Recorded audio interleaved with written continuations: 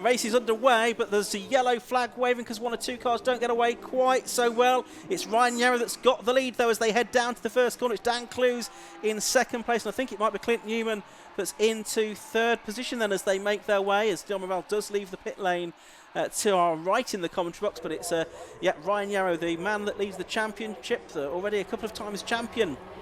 He is in the Sports 1000s. He is looking to add another title this year. This is home territory. It's from Greater Manchester, and so he'll be keen to have some success at his local track. He's leading the race as they head down towards the right-hander at Shallows Corner for the first time, and it's Dan Clues second. I think it is Clint Newman in third place ahead of Rich Miles. Almighty squabble though, and scrabble to come out of, and there's a spin for the number 43 car, which is Paul Rogers, who started on the inside of the third row. Amazingly, he got going again. There's another one though off as well, perhaps in sympathy. I can't believe that recovery from Paul Rogers. He maybe went round once or twice on the grass, then absolutely buried the throttle and carried on as if nothing had happened. So unblinking. What was the other car that was off there? Was it Dave Watson possibly? It was one of the Cup 200 cars. We'll see at the end whether it was Watson that has dropped back down the order. But with the one or two incidents there on the opening lap, it looks like Ryan Yarrow's been able to build a lead here in the Spire from the Mattel in second place of Dan Clues. There's Carl Austin, number 44, all the way from Newton Abbott down in Devon. He's had a long journey to get here this weekend, and he's in fifth place at the moment behind Rich Miles in the orange and white Spire. He's in fourth position, and then it's Charlie Sladden, I should say, at the back of that group in the number 28 car, the Mattel, his second season of racing. He's had switched that car, the ex-Danny Andrew car, for this season, having previously raced the Sabre of Tim Hovard last year. Good scrap further back though, involving Colin Chapman. I can see he's a bit further back than we might have expected him. Was he the car that had problems getting off the line possibly? Because he sort of dropped a bit further back than he was on the starting grid, down into the sort of low reaches of the field. The starting lap 3, Ryan Yarrow leading, or lap 2 even, and rushing the race away. Yarrow leading by 1.2 seconds at the start of this lap. But this is a great battle down the order. Jonathan McGill in the car with the sort of teal detailing around the wheel arches. He was definitely a car that was stranded on the grid. Started 8th and has only come through in 16th position at the end of the first lap. There are meanwhile yellows at Cascades, but you can race cleanly on Island Straight, as the leaders are already exiting the hairpin at Shell and up towards Britain Chicane for the second time. So it is Ryan Yarrow with this just over 1 second lead from Dan Clues, and then doing the chasing, the other car that started on the front row, Clint Newman.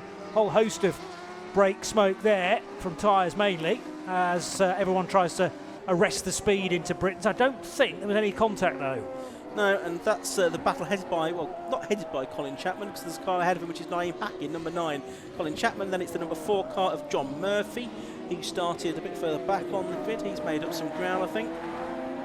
And then some more Cup 200 cars, one of which has now got a broken right front corner. A bit of contact there maybe, and that I think was Leon Morel. Morel, his car is stranded half on the track and half off it, on the halfway up Clay Hill, and that's not a car that's going to move very easily with only 3 wheels fully functioning, Johnny. So I wonder if we might see some form of intervention for that. That was difficult to work out, as now McGill to the inside line, and he's fighting with the 46, who is right in 12th position. Sorry, Johnny, Rich Miles is into the pit lane. Rich Miles, one of the drivers that has won 3 times this season, is into the pit lane from 4th position at the end of lap 2. But you mentioned Liam Morel starting from the pit lane. Was it a steering concern that he had, that he wanted to be checked out, or was there contact? I mean, it was just happened out of frame, and it looked to be pretty severe breakage, as we're going to go safety car now. Well, I think that was the only option, because Liam Morel's car is half on the grass and half on the track on the exit of Knickerbrook. But yeah, I'm just trying to piece together precisely what was going on there. We didn't see all of the action, so it's tricky. But yeah, you could put 2 and 2 together and say, well, Liam Morel clearly wasn't happy with something with his car. That's why he started from the pit lane, had to wait for the red light at the end of it to turn green. There's the BMW MSV safety car heading out, and it will pick up in a moment or two Ryan Yarrow. But it is Liam Morel's car, the reason for it. Yeah, I'm just suspecting, as you were surmising there as well, perhaps he was feeling some kind of vibration or something on the green flag lap, which is why he dived in. The team said, we've had a look, all looks okay, but obviously they couldn't do a full service on the car, could they? In that time, he's gone sent out, and maybe it was a sort of component failure rather than some contact there. There are some pretty substantial curbs around here as well, particularly at Britain. So if he's whacked that and then gone down into Knickerbrook, and it might just have broken on him because of fatigue or whatever. So these things can take a bit of time to actually manifest. Yes. And then it's kind of too late, because I mean he did very, very well to hang on to that, because so often when you're coming out of Knickerbrook, it's quite a high-speed exit, not as fast as it used to be without the chicane, but nevertheless that gravel trap is no stranger to the odd car, and he actually kept it out of the stones.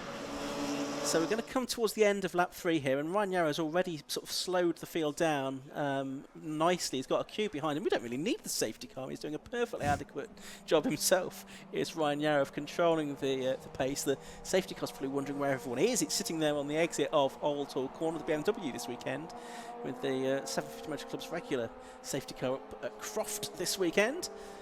So we're using the MSV liveried BMW. And they do come across the line now to complete lap 3. Ryan Yarrow it is that leads in number 54 from number 2, Dan Clues. 42, Clint Newman is second. Charlie Slazin up to 4th in the 28 car. The second of the Mattels.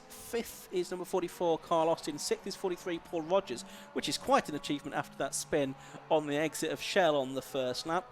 Then 7th is number 33, Daniel Ashby. 8th is number 111, Mike Whiteman Hayward. 9th is number 98, John Cutmore.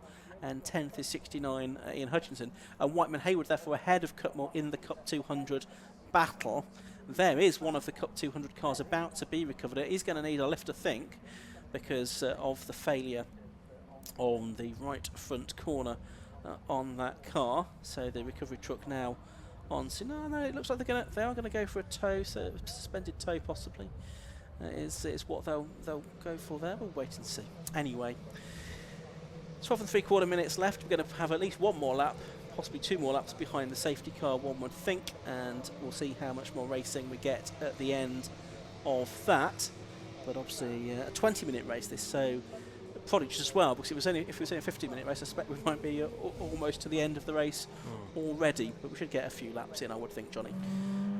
Yes, and now a question of making sure that everything is reasonably at temperature. I'm mainly thinking about tyres. The ambient temperature is okay, considering we're third weekend of September, and any inclement weather, proper inclement weather, is yet to hit.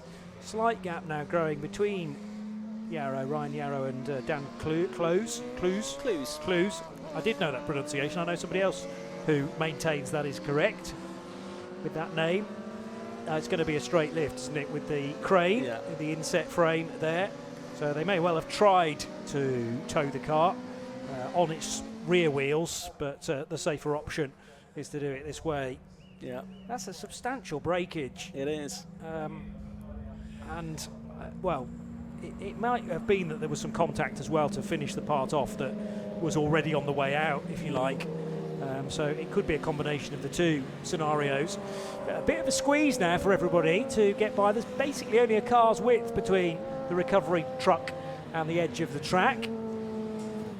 But I'll be surprised if we're racing again at the end of this lap. But I think it'll have to be one more lap. Yeah, but one more, and that's a pretty good recovery. But we're going to be doing, 4-minute laps, 5-minute laps. I would think so. Probably 4, I would think. Okay.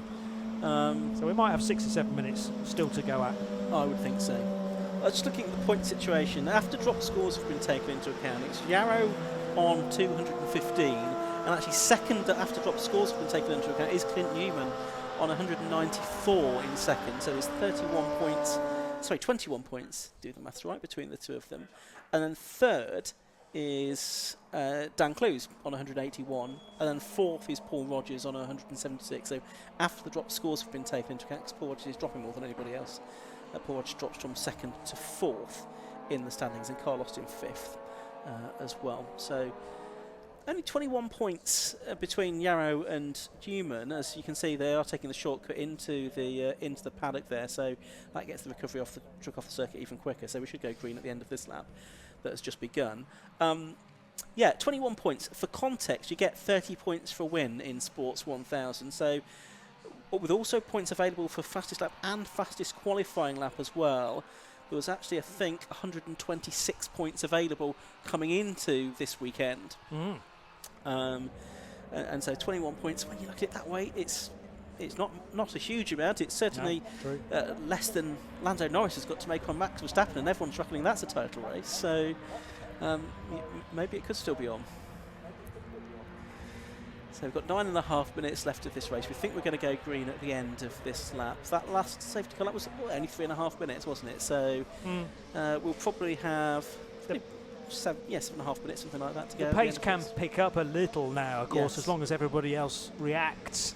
Part of me thought, could you even have gone green as sort of preemptively? But anything could happen as the lorry is making its way to the Armco overlap. I've seen it before, where races have been waved green. They're not actually green on a long lap, and it can end in disaster. So that's the reason to put safety first and to make sure that everything is clear. There may also be some sweeping of the track down at Knickerbrook being done as well, depending on how many components left Leon Morel's car. There looked to be a bit of fluid coming out as well, which may be from the steering mechanism, of course.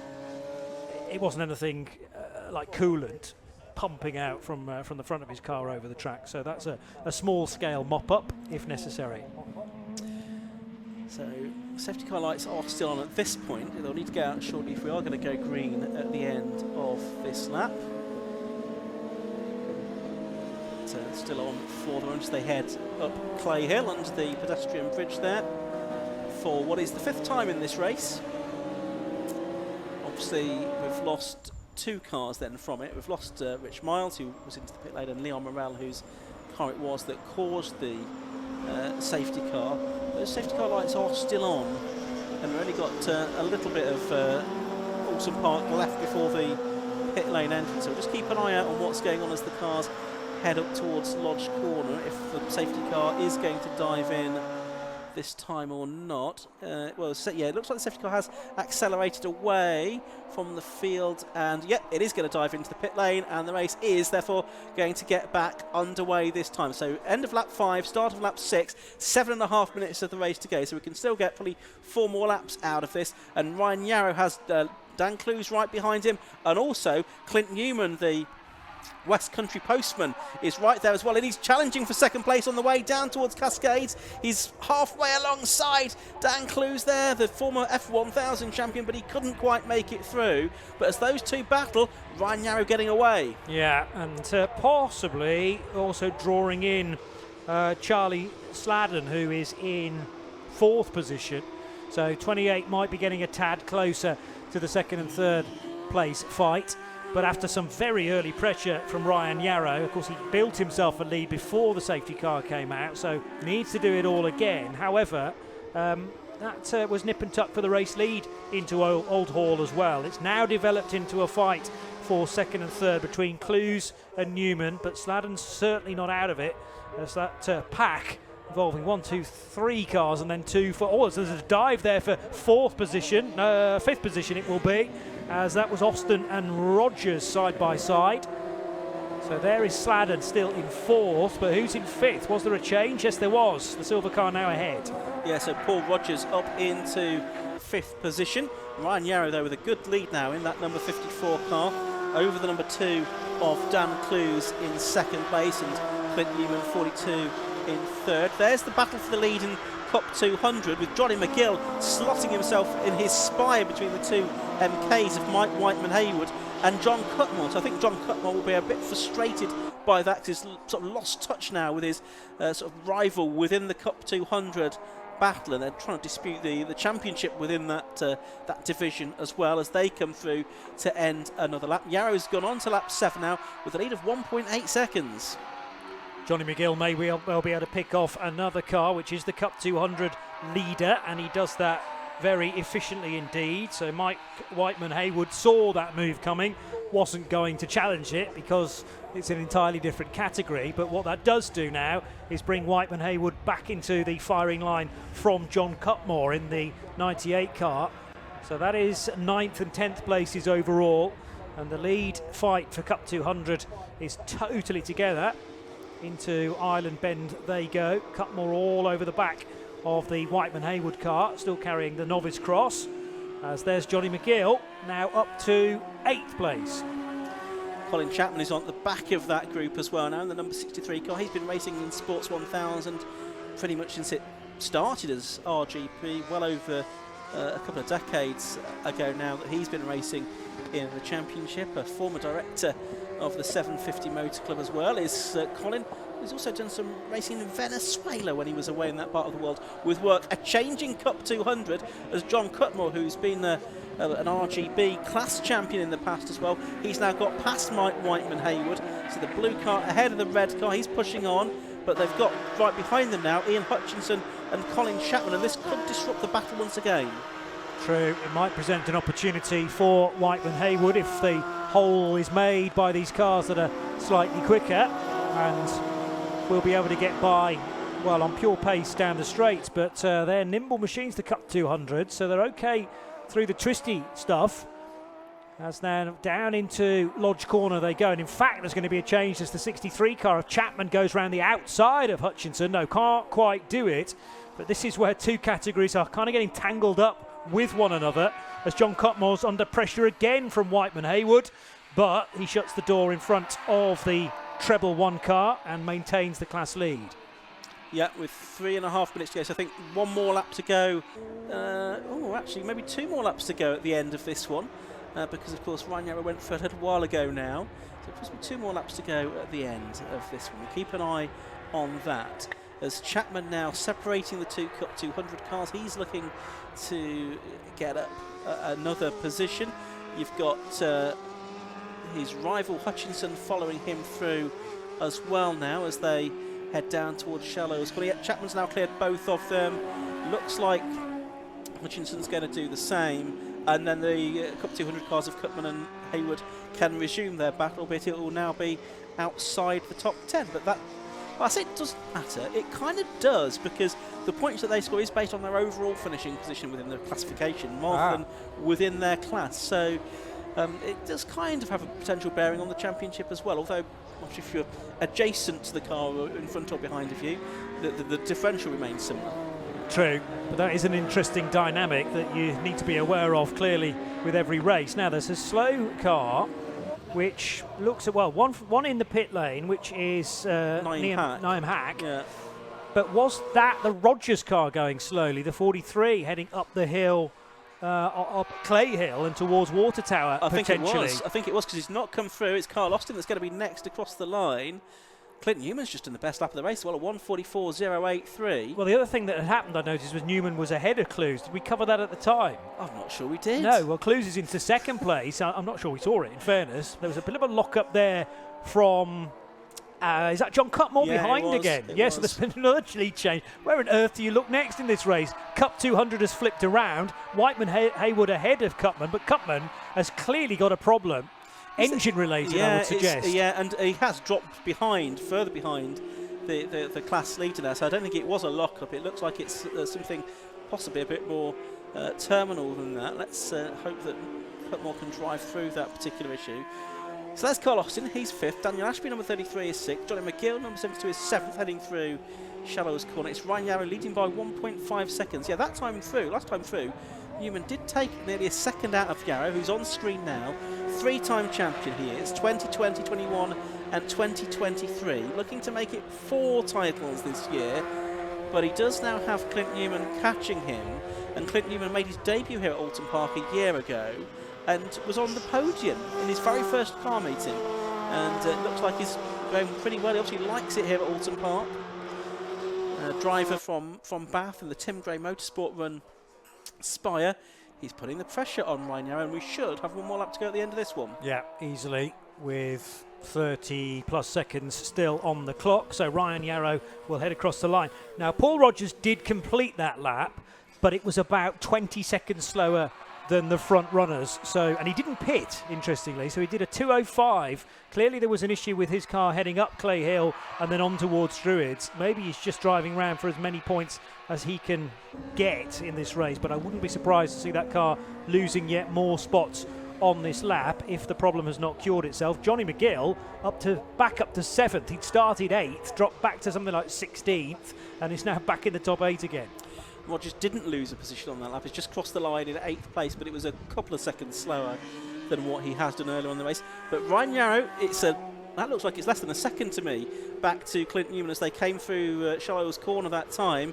Not really many overtaking opportunities left though, and Clint Newman still sort of in the catching rather than trying to pass phase of this battle. Yarrow will be feeling his breath on his shoulders, I would think, as they come down from Hilltop towards Hislops for the final time of this race, the 10th and final time. It's Yarrow in 54, it's Newman in 42, Newman the fastest lap of the race, so that's 1 point he's potentially taking away from Ryan Yarrow up the clay hill towards Druids for the last time.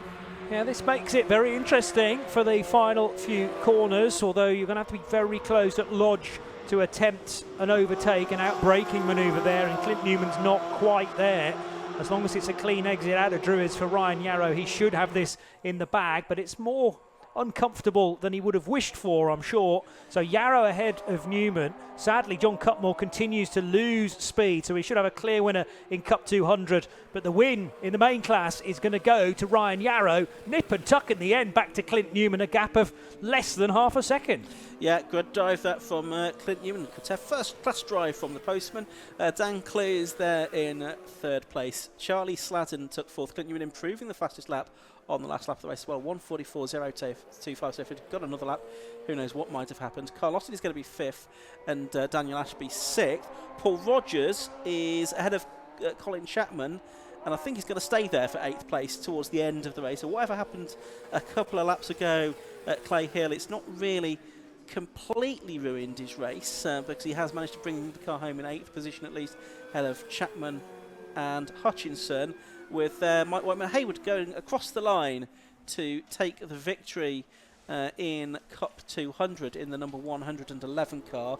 So the two championship leaders, the overall championship leader Yarrow and the Cup 200 leader Whiteman-Hayward, both getting wins there and taking another step towards their championship titles, but still far from settled yet. 3 more races to go, 1 more this afternoon and 2 more at Donington next month for Sports 1000 and Cup 200. But that was an entertaining race, Johnny, wasn't it? It was good, and entertaining from our perspective, not great for others involved, sadly, because we do have damaged race cars, and Ryan Yarrow will have been wishing he'd got a bit more in reserve, if you like, as they crossed the line. But he wins by just under half a second, and that all counts, from Clint Newman in 2nd position. Dan Clues just fading slightly in 3rd, almost 8 seconds back. Then Charlie Sladden and Carl Austin.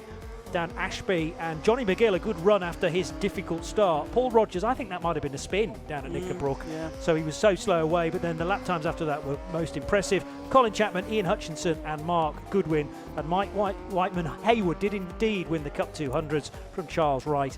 And David Watson, 2nd in that class. John Cutmore in the end, slipping back to 3rd with a problem that he was able to nurse to the finish. Yeah, Alex Aloro was 4th within that class. John Murphy was 5th, and the final finisher with Liam Hack, Rich Martin and Leon Morello, all of course falling by the wayside during the course of that race. The Sports 1000s are back out around about 4:20 this afternoon for their 2nd race of the weekend. We've got 2 more races coming up before the lunch break. Next, it's going to be the Zaum Helmets Formula V Championship. Then we've got the K-Tech Racing Clio Sport Championship as well. Then after lunch, and around about 1:20, we've got the high-tech Alfa Romeos combined with the All-Comers. There's a mouth-watering grid there. And then the Tagiwa Club Enduro Championship, which this weekend takes the form of a 100-minute race around Oulton Park, completes the lineup of races there. You can see the top 3 drivers. They've arrived in Park Furby, lined up very neatly indeed. And hopefully Kevin Mogg is going to be there to talk to them in just a few moments' time. We'll let him get all the drivers out of the cars and ready to have a chat with him at the end of that race. So lots more racing to come here at Oulton Park today. Another 9 races in total to come for you. As I say, 750 Motor Club also in action at Croft this weekend, and then the next meet after that is at Mallory Park at the beginning of October. Then it's Donington Park and Silverstone to round out the season, with Silverstone being a double header weekend with the Burkitt Relay on the Saturday and the Grand Prix circuit on the final weekend in October, and on Sunday it's the championship finals on the national track. John Cutmore's car putting out an awful lot of smoke there. It's like on a heritage railway or something. The amount of smoke and steam and goodness knows what that John Cutmore's car is putting out there. But hopefully that will be something that can be attended to between the two races, and we'll see John Cutmore later on. We're also due to see him out in the Allcomers race as well in a different car. Oh, good. Okay. The Spire RB7, which is quite a piece of kit. So we shall look forward to that. I'm hastily going through all the cast names from Thomas the Tank Engine now. I don't think there ever was a John. No, we had John the Tank Engine, but he's doing a good impression of that. Yeah, that's concerning for me. He obviously wanted to get points in the bag, but how much damage has he done onward when perhaps at the start of the season he might have actually parked that or brought it into the pit lane. So, yes, it is a concern. He did still get a podium, in fairness. He did. And, yes, more racing to come from John, but thankfully he has a second car, but there'll be need to race that car in the second Sports 2000s event, Sports 1000 event, Yeah, that's right, and Cup 200. So we have cars I can hear behind me firing up for the next race of the day. They will be out very shortly for Formula V. Those cars just getting ready to go out for the next race. Let's head down to Kieran Mogg, though. He's in the pit lane and he's got some Sports 1000 drivers to talk to. What an amazingly close finish at the end there. Sports 1000 and Cup 200 always providing the entertainment. And we're going to take a chat with our winner, Ryan Yarrow. Ryan, you have pretty much one hand on the championship trophy now, almost there. Yeah, anything can happen, can't it? But yeah, that was a good race. I mean, I don't know, when the safety car came out, I thought, we can burn some time here. But then, kind of obviously lost my gap, and then it was. I had a plan. I thought, I'll get a bit of fair warning, but the yellow flags were waving into the last corner, and then he came in. I was like, I'm not even in the right gear. Luckily them two fighting kind of held Clint up, because Clint could smell blood and he was fast. But it's not easy leading. Obviously, if you've got someone to aim at, you can kind of hone in on them a bit. I was probably getting a bit distracted seeing the orange in my mirrors. So, I'm happy with that. Yeah. Absolutely, and obviously Oulton Park is quite technical, it's quite undulating, it's quite a bit of elevation. How is it driving a Sports 1000 car around here? It's very physical. I mean, I get arm pump often, even though I'm used to doing it and I've done karting and what have you. So, you make one mistake in one corner and it just can kill your entire lap, because obviously every corner's got a bloody hill after it, or a short straight, and then it's really, really easy to push that little bit too hard, clout a curb, or as I say, I'm trying to play it as safe as I can. I've had a few car issues this year, so I really just want to get through this weekend unscathed. Absolutely. Well, obviously still one race later to go then, and obviously fingers crossed it goes all well for you. Yeah, thank you. Cheers. Thank you very much. I'll speak with second place, Clint Newman. Clint, fastest lap of the race there. You're catching at not quite by the end. Yeah, it was a great race. I did get a great start. Then we had the restart, which was okay, but yeah, no, it's really fun. The car feels awesome. I thought if I can't be first, I'll go for the lap record. My timer says I'm a 10th off, but margin of errors, we'll see what the timer says. Absolutely. Obviously, you've got one more race later today. Think you can take it? Anything's possible. I've definitely got the pace. So if I can get a good start and get out in front, it's not the easiest track to overtake on. You've really got to rely on somebody making mistakes. So, yeah, we'll see. Absolutely. Well, look forward to seeing it later on then. Awesome, thanks. Cheers, thank you very much. And very, very quickly, I believe the cars are just coming round, but Dan, third place there, how was it out there for you? Yeah, I really enjoyed that. I just don't think I've quite got the pace of these two guys, so fair play to them. Just love this place. It's absolutely awesome, and very happy to get on the podium. Absolutely. Might be a bit of rain later on. How are you in the wet? To be honest, I'm doing a rain dance in the back of the garage. I'd like it to be mixed up a little bit, and we think we've got a really good setup on the car for the rain, so yeah, bring it on. I think there are a few people hoping for a rain dance, to be fair. Why not? Why not? Absolutely. Congratulations on the third place then. Thank you. Thank you very much. Now, I believe we've got the Formula V's coming out next. We've run that a little bit close. So, Ian and Johnny, back to you.